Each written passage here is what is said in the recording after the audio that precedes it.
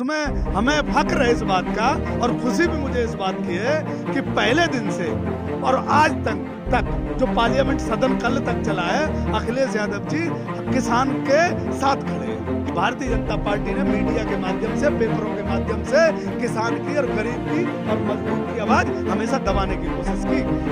अखिलेश यादव ने अगर लैपटॉप दिया उत्तर प्रदेश के अंदर तो किसानों के बच्चों, सब किसानों के बच्चों को लैपटॉप दिया, रिकॉर्ड उठा के देख, क्यों नहीं उतरे? अभी पूरे प्रदेश में साइकिल चली, तुम कहाँ गए? पूरे प्रदेश के अंदर समाजवादी पार्टी का नेता कहाँ है इस टाइम? इस देश के अंदर नेता एक समाजवादी विचारधारा हमारी है और समाजवादी को कहा था कि मैं भारतीय जनता पार्टी, लेकिन वो गलती मैंने कभी नहीं की। नमस्कार, आदाब। भारत टीवी न्यूज़ देख रहे हैं आप। आपके साथ मैं मोहम्मद इमरान मंसूरी। आगामी विधानसभा चुनाव की जो है बिगुल बज चुका है। आगामी विधानसभा चुनाव को लेकर सभी पार्टियों ने अपनी अपनी तैयारियां शुरू कर दी हैं। उत्तर प्रदेश, पंजाब, उत्तराखंड समेत 5 राज्यों में विधानसभा के चुनाव होने हैं और उन्हीं चुनाव को लेकर के सभी पार्टियों ने अपनी अपनी तैयारियां शुरू कर दी हैं। इसी परिप्रेक्ष्य में हमारे साथ बातचीत करने के लिए समाजवादी पार्टी के नेता किशन पाल यादव जी मौजूद हैं। उनसे सीधे बातचीत करेंगे कि आगामी विधानसभा चुनाव को लेकर के समाजवादी पार्टी की तैयारियां किस तरह से चल रही हैं। सबसे पहले भारत टीवी न्यूज़ पर आपका बहुत बहुत स्वागत है सर। धन्यवाद जी। तो जिस तरह से जो है भारतीय जनता पार्टी की तरफ से दावा किया जा रहा है कि अब की बार 300 पार, वहीं अखिलेश यादव भी पीछे नहीं है और वो कह रहे हैं कि अब की बार 350 पार। क्या लग रहा है, बीजेपी को हराना इतना आसान भी है? पहले बात तो मैं आपको एक बता नहीं, ये आपने जो गमछा जो डाल रखा है, ये नहीं, ये जो लाल गमछा है ये तो समाजवादी पार्टी का गमछा है। तो कोई बात नहीं। अच्छा, क्या हुआ? अगर हम भगवा डाल दें तो हम भारतीय जनता पार्टी के हो जाते हैं? ऐसा अच्छा। नहीं है ना, ऐसा नहीं है। मैं समाजवादी को वोट देता हूँ और अखिलेश यादव जी में मेरी आस्था है। हाँ। अखिलेश यादव जी में आस्था इसलिए है हाँ। कि अखिलेश यादव जी का जो विकास था, हाँ।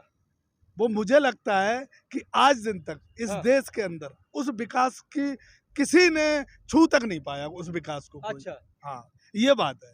अब ये इस देश के अंदर और उत्तर प्रदेश के अंदर अगर चर्चा किसी की होनी चाहिए तो हम अखिलेश यादव जी के हमारे नेता हैं। क्या विकास था? टोटी चोरी का आरोप लग जाता है आपके नेता के ऊपर और जो है बंगला को तोड़फोड़ करने का आरोप लग जाता है। सुन लो, पहले पूरी बात सुन लो। आज की डेट में हम किसान आंदोलन के साथ जुड़े हैं और किसान जो है ना हमारे लिए सर्वोपरि है और किसान की बात जो करेगा, एक बात मेरी समझ ना, मैं बहुत बड़ी बात कह रहा हूँ, अखिलेश यादव जी से लेकर के जो किसान की बात करेगा वही हमारा वोट लेगा और उसी की विचारधारा के साथ हम जुड़ेंगे। अच्छा। और कितने बार किसान आंदोलन में आए अखिलेश यादव जी? तमाम बॉर्डरों पर किसान आंदोलन चल रहा है, तो आए एक भी बार जो अखिलेश? पहले बात तो दिमाग से ये निकाल दो, हमें किसी नेता की जरूरत ही नहीं है। किसान खुद सक्षम है लड़ाई लड़ने में। जहां उन्होंने अपनी लड़ाई लड़नी थी पार्लियामेंट के अंदर, तख्ती लेके मैं किसानों के साथ हूँ। चलिए किसान आंदोलन में नहीं, किसान आंदोलन में नहीं आ सकते हैं, लेकिन अलग से कितने बार सड़कों पर उतरे किसानों के हकों के लिए? प्रदेश के वो अपने पार्टी का प्रचार किया जा रहा था। हाँ, वो किसानों का प्रचार था। वो किसानों के लिए जो अन्याय और अत्याचार किसानों के साथ हुआ, जो बेटियों के साथ बलात्कार हुए, जो बहनों के साथ अन्याय हुआ, जो देश के अंदर भ्रष्टाचार चल रहा है, जो देश के अंदर भारतीय जनता पार्टी कास्ट को लेके और जाति धर्म को लेकर के जो राजनीति कर रही है, किसानों को जो मवाली और गुंडा और पाकिस्तानी और देशद्रोही कहा जा रहा है, उन सब को लेके था। ये एक उन्हें प्रचार करने की जरूरत। किसानों की आड़ में सभी जो विपक्षी दल हैं वो भी तो अपनी राजनीति चमका रहे हैं ना। किसानों के सहारे जो है राजनीति चमकाने का काम चल रहा है, चाहे वो समाजवादी पार्टी हो, कांग्रेस हो, ये तमाम दल यही तो कर रहे हैं। मेरा मानना ये है कि अब किसानों के ऊपर राजनीति होनी चाहिए। क्योंकि अब तक जो राजनीति हुई है वो अडानी और अंबानी के ऊपर हुई है। अडानी अंबानी का पैसा चलता था और ये सारी पार्टियां गुलामी करती थी। अब पैसा नहीं चलेगा, अब किसान की राजनीति चलेगी। जो सदन में आएगा और जो सदन से बाहर वोट जनता में मांगने जाएगा वो किसान की चर्चा करेगा। एक बात बताइए, 4.5 साल जो है चुपचाप बैठे रहते हैं अखिलेश यादव जी, लेकिन 6 महीने जब विधानसभा चुनाव के बचते हैं उसके बाद एक्टिव हो जाते हैं, सड़कों पर आ जाते हैं। इससे पहले आपको ट्विटर से फुर्सत नहीं मिल रही थी, एसी जो है आपको कार्यालयों से फुर्सत नहीं मिल रही थी।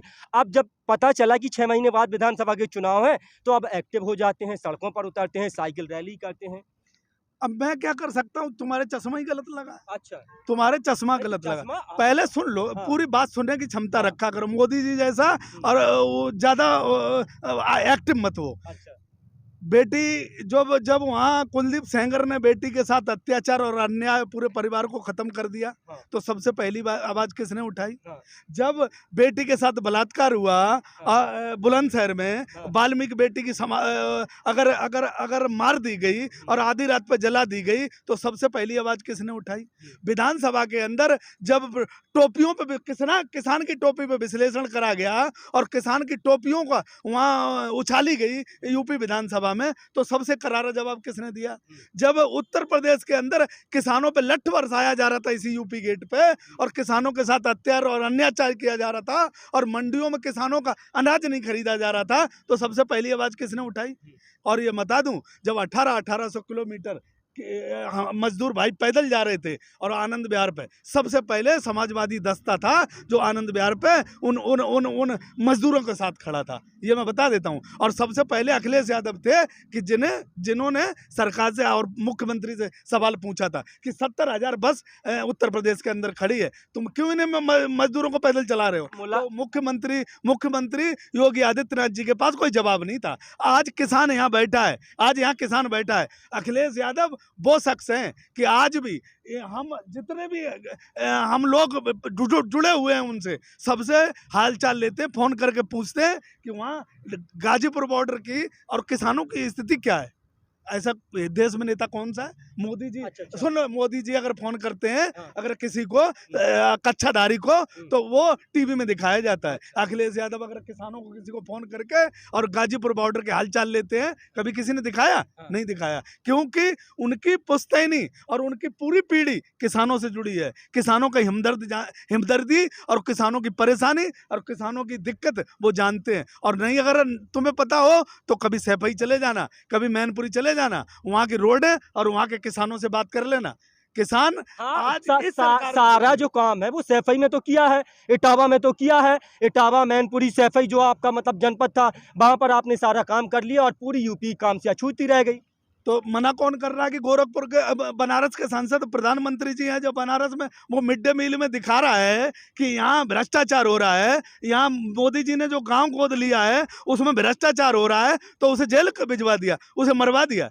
ऐसे होता है क्या? सैफई में किसे मरवाया गया? मैनपुरी में किसे मरवाया गया? मैनपुरी की रोड है, और अगर चल के तुम देख लो मैनपुरी से, आप सुन ले, मैनपुरी से आता हूं मैं, और मैनपुरी की रोड है, अगर तुम्हारी लाल किला और जो दिल्ली ने है, दिल्ली अगर दिल्ली से खराब हो, दिल्ली से 100 गुना अच्छी ना हो, तो जो मुझे सजा दे देना। आप कह रहे समाजवादी सरकार में जो सीओ थे जिया उल हक की जो है हत्या कर दी जाती है, और जो है आरोप लगता है राजा भैया पर, उस समय जो है मंत्री थे समाजवादी सरकार में, लेकिन वो जेल तक नहीं जाते हैं।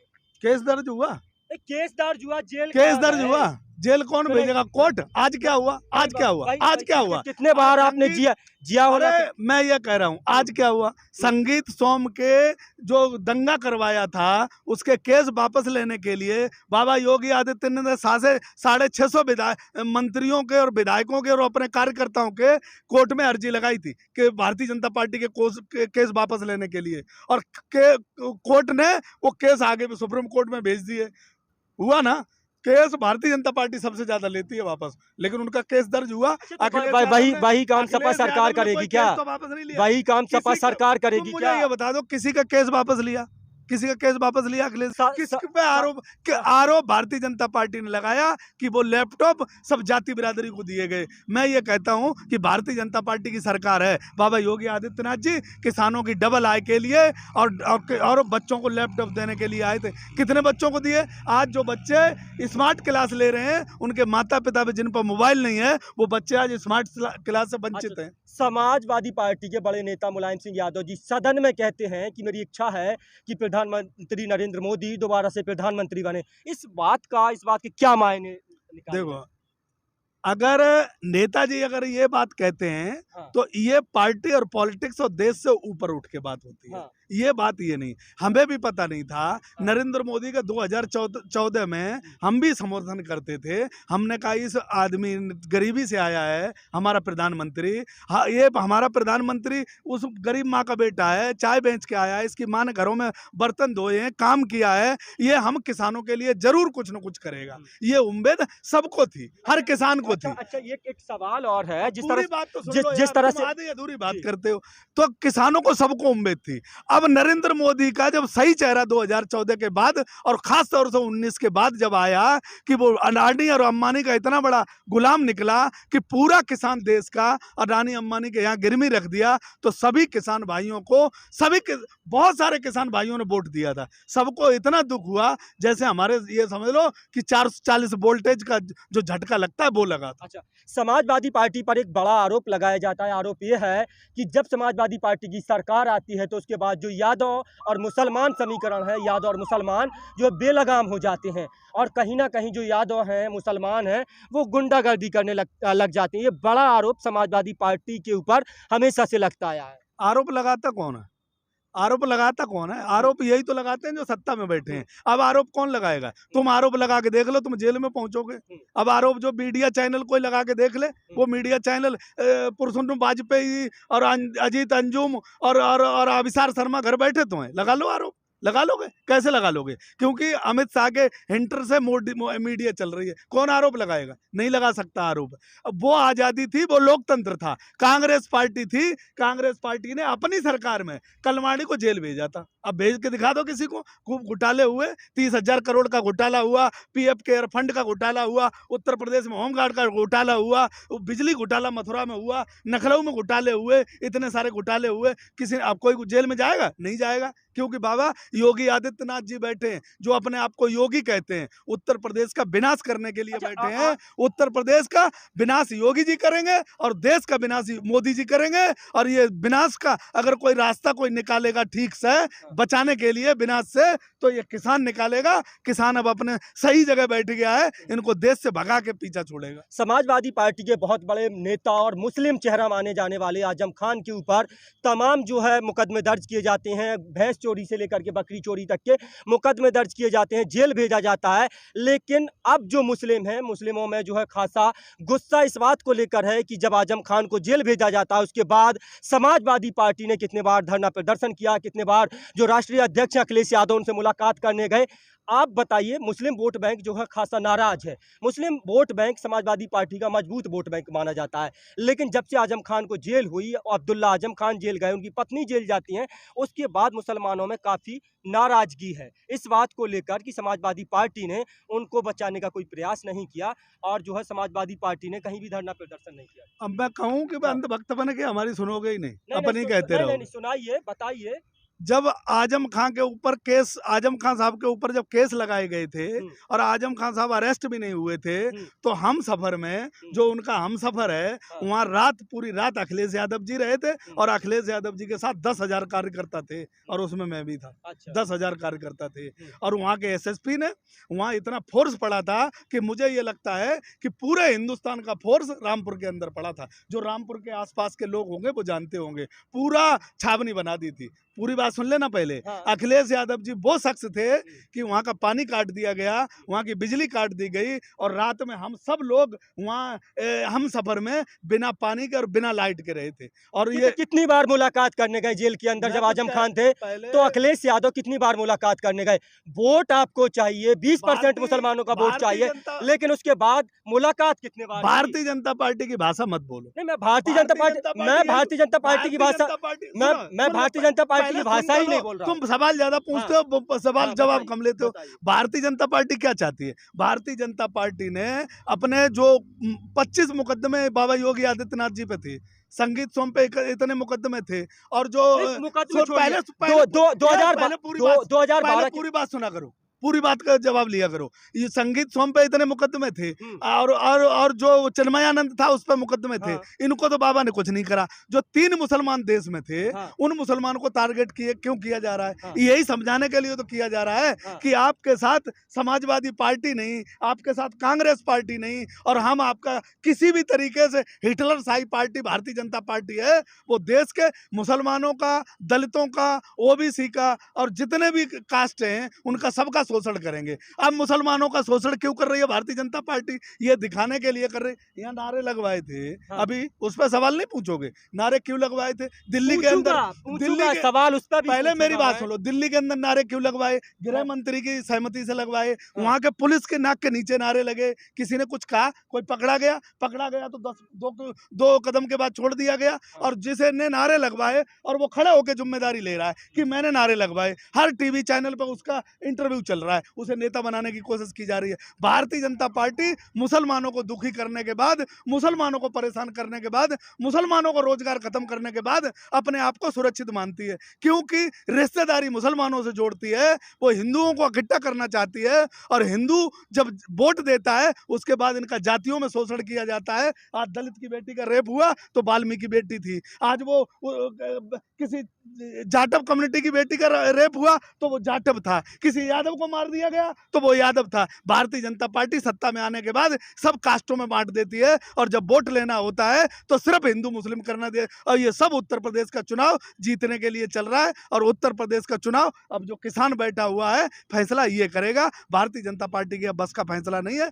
क्योंकि बहुत हो गया है। अब जातियों में, धर्मों में और बिरादरियों में हमें बहुत बांट लिया है। अब हम न जातियों में बंटने वाले, न धर्मों में बंटने वाले, न बिरादरियों में बंटने वाले हैं। अब हम जहां जाएंगे वहां जाएंगे जो किसान की बात करेगा, जो देश की बात करेगा, जो राष्ट्र की बात करेगा। ये नकली राष्ट्रभक्तों की हमें राष्ट्रभक्ति नहीं चाहिए। अब हमें चाहिए तो हमें हकीकत जमीन में। मैं तुमसे कह रहा हूं ना कि भाई कांग्रेस 70 साल कांग्रेस ने राज्य किया, 70 साल कांग्रेस ने बनाया। मोदी जी ने आके एक झटके में सब बेच दिया, अडानी अंबानी को दे दिया। कौन सा सौदा करके आए थे तुम? किस मजबूरी में आए थे? किसने कहा था तुम प्रधानमंत्री और अपनी सारे दस्तावेजों पे साइन करके आना कि देश को ही हम बेच देंगे? किसी ने नहीं कहा था। सिर्फ हमें धोखे में रखा गया था कि मैं गरीब माँ का बेटा हूँ। ये गरीब माँ का बेटा नहीं, ये मुझे लगता है कि पैदाइशी अडानी अंबानी का दलाल था। और इसने सत्ता लेके किसी धोखे में आके और किसानों की पूरी जमीन बेच दी, देश की एक संस्था बेच दी, और अब देश जो है किसी नई दिशा और नई ऊर्जा की तरफ देख रहा है। और नई ऊर्जा मुझे लगता है कि जो किसान की बात करेगा वही देश पर राज करेगा। इसके अलावा देश में दूसरा कोई फार्मूला नहीं। तो ये थे हमारे साथ किसान नेता किशन पाल यादव जी, जिनका साफ तौर पर कहना है कि जो किसान की बात करेगा वही देश पर राज करेगा, जो किसान की बात नहीं करेगा वो देश पर राज नहीं करेगा। और जो सरकार है जो तानाशाही और हिटलरशाही कर रही है, उनको जड़ से उखाड़ कर फेंकने का काम ये किसान 2022 में जो 5 राज्यों में विधानसभा के चुनाव हैं उनमें करने वाला है। अपने साथी कैमरा पर्सन शहबाज के साथ मैं मोहम्मद इमरान मंसूरी, दिल्ली गाजीपुर बॉर्डर से भारत टीवी न्यूज़ के लिए लाइव।